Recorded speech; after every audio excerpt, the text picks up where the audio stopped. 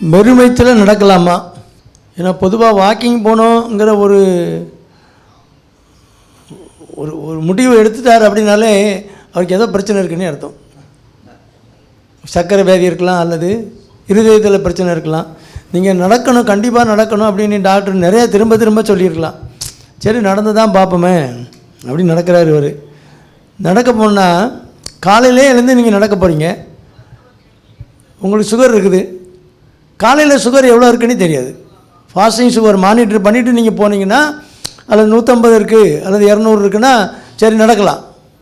நீங்கள் நடக்கும்போது 20-30 பாயிண்ட் குறையும். இல்லை நீங்கள் நடக்கும்போதே காலையில் எழுந்திருக்கும் போதே உங்கள் சுகர் 90 இருக்குது. நீங்கள் நடந்து போகிறீங்கன்னா இன்னும் 20 குறையும், 60 70 வந்துட்டுனா என்ன ஆகும்? அப்படியே லாத்தம் கொடுத்துரும். எங்கேயாவது ஓரமாக உட்காந்துருப்பீங்க, எங்கேயாவது ரோட்டு ஓரமாக அங்கே உட்காந்து பேச்சும் வராது. போகிறவன் என்ன நினைப்பான்? பாரு வயசான காலத்தில் கொளுத்து போய் காலையிலே தண்ணி அடிச்சுட்டு வந்திருக்கான்பா.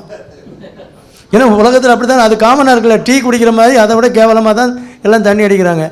காலங்காத்தால் அவன் பாட்டில் சரறு புரின்னு போயிட்டே இருப்பான், ஒரு பையன் நிப்பாட்ட மாட்டான், என்ன ஏதுன்னு கேட்க மாட்டான். இது ஒரு டேஞ்சர். ஒன்று ஹைப்போகிளைசிமியா ஒரு டேஞ்சர். நைட்டு முழுசு நம்ம தண்ணி குடிக்கிறது இல்லை, நைட்டு குடிச்சிட்டு படுக்கிறோம். அதுலேயும் சிலர் என்ன பண்ணுவாங்க, நைட்டு நிறையா குடித்தா ஒன்றுக்கு இருக்க வேண்டியிருக்கு, நைட்டு குறைச்சி குடிக்கணும் வேண்டி குறைச்சி குடிப்பாங்க. அப்போ என்ன பண்ணுவோம், பிளட்டில் ஹீமோ கான்சன்ட்ரேஷன் இருக்கும். பிளட்டு வந்து கான்சன்ட்ரேட்டடாக இருக்கும், டைலூட்டடாக இருக்காது. நீங்கள் ஒரு ஹார்ட் ப்ராப்ளமோ ஒரு ஸ்டென்ட்டோ ஒரு பைபாஸோ பண்ண பிறகு என்ன பண்ணுறாங்க, பிளட் டைலூட்டர்னு கொடுக்குறாங்கல்ல, ஆஸ்பிரின், குளப்படுக்கிறீர்கள், அந்த மாத்திரைகள்லாம் கொடுக்குறாங்க. அதெல்லாம் ரெகுலராக நீங்கள் சாப்பிடணும்னு சொல்லி கொடுக்குறாங்க. கொலஸ்ட்ரால் மாத்திரைலாம் கொடுக்குறாங்க.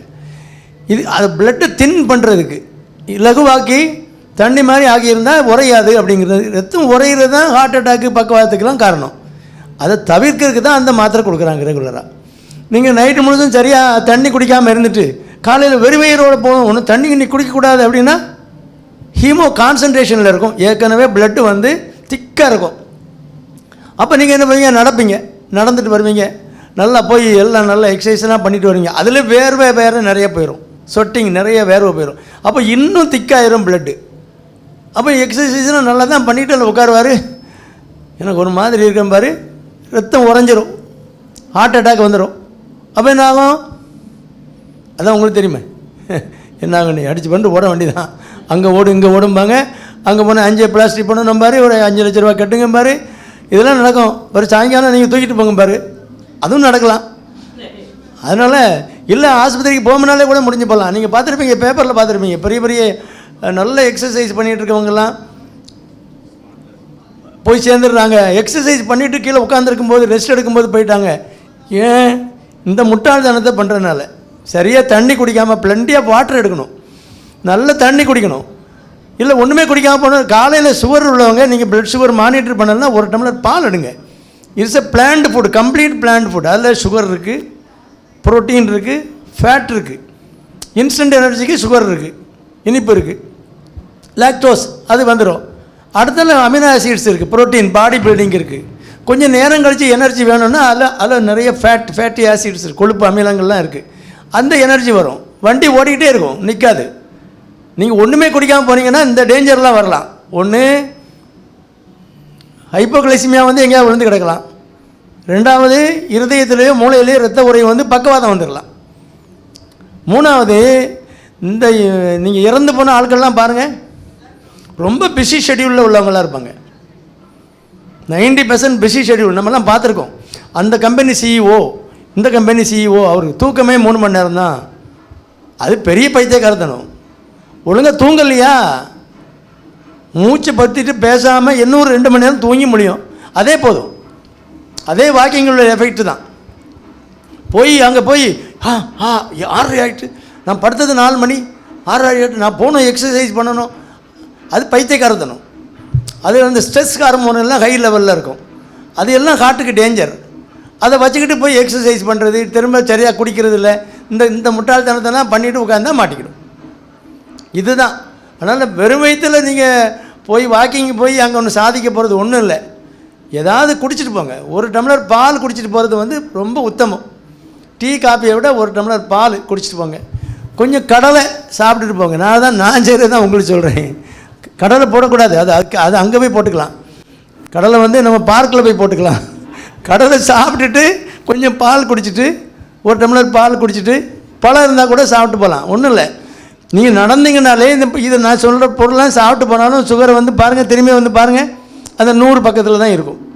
அதனால் நடக்கிறத விட்டுறக்கூடாது, ஒழுங்காக நடக்கணும். காலுக்கு கரெக்டான பாதுகாப்பு போட்டுக்கணும். அதுக்குரிய வாக்கிங் ஷூ போட்டுக்கிட்டு கையை வீசி நடங்க, அவ்வளோதான்.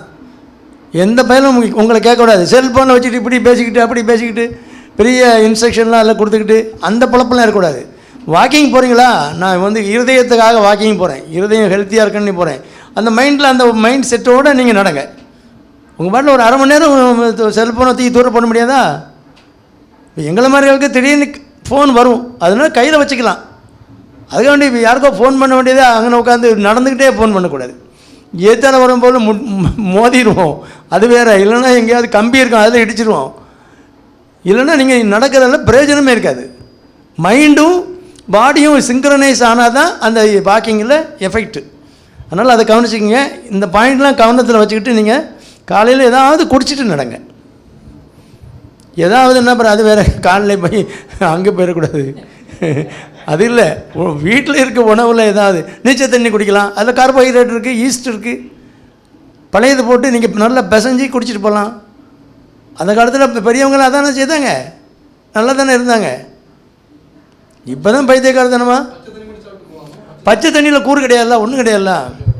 ஒரு டம்ளர் தண்ணி இழந்த உடனே குடிக்கிறது நல்லது. அது ஹீமோ டைலூஷன். அந்த நான் சொன்னேன்ல, தண்ணி குடிக்காமல் இருந்தனால பாடி வந்து சர்க்குலேஷனை நார்மலைஸ் பண்ணிடும்.